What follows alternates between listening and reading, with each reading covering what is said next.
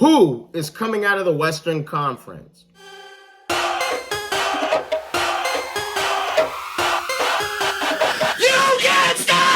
Welcome back to another episode of Sports on the Diesel here, as we are in the last week of the NBA regular season here. A lot that still has to be cleared up here in the Western Conference. Between the 6th seed and the 12th seed, we're talking a mere 4 games in between these guys, and there's 3-4 games left in regular season. Anything can happen here. Imagine having a possible tie with 3 or 4 teams with a 41-41 record. It can happen. I doubt it's going to happen, but it can still happen. Some of these teams can lose their last 3 games, and you could have possible tiebreakers decide whether who's an actual playoff team and who is a play-in team.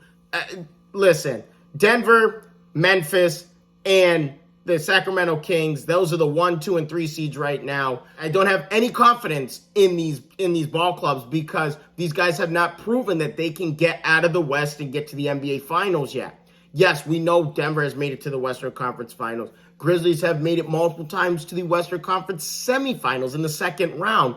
But the Sacramento Kings, this is their first playoff in 17 years, their first winning season in 17 years. I just don't have confidence in the Nuggets, Grizzlies, or the Kings. Young, ascending teams that have plenty of their primes well ahead of them here.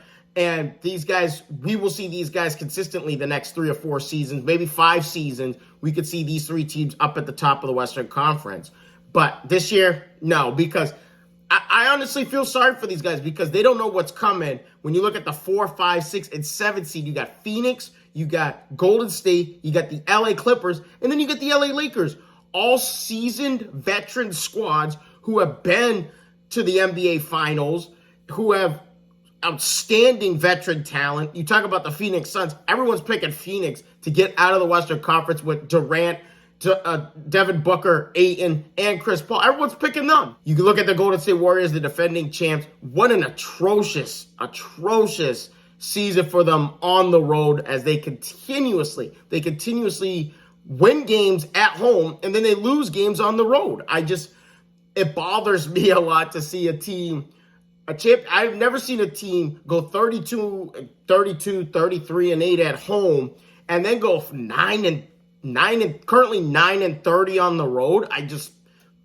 Someone look that up, please, because I would like to know if that's ever happened with a defending NBA champ. I've always wondered that, but with that being said, underneath them in the 6 and 7, you got the Clippers and the LA Lakers. These two teams, LeBron, you got Kawhi Leonard. Now, the thing with the Clippers is no Paul George. Paul George hyperextended that knee a few weeks ago, and they probably won't see him until maybe after the first round of the playoffs if they get past it.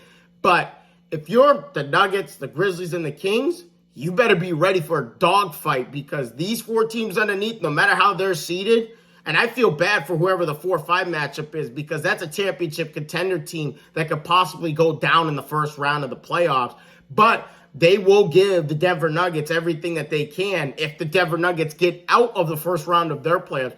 I absolutely expect the winner of the Western Conference to come out of these 4 teams here, the Suns, Warriors, Clippers, and Lakers. There will be upsets in the first round too, by the way. Don't be surprised if you see that. Sunday, we got 5 games, Western Conference games at 3:30, and they're all got playoff implications on them. Pelicans versus the Timberwolves. You have Grizzlies versus the Thunder. You have Kings versus the Denver Nuggets. You have the Utah Jazz, again, facing the LA Lakers.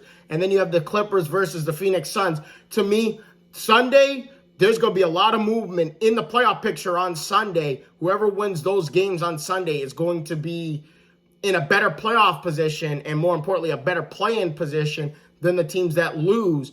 So there's no need to rest guys here. I understand LeBron's 38. I understand Anthony Davis. You said you weren't going to rest him.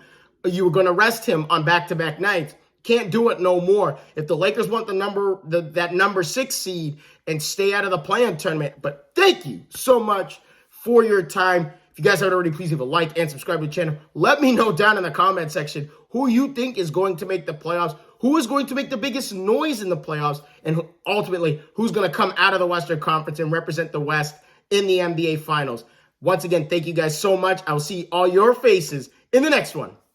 Deuces.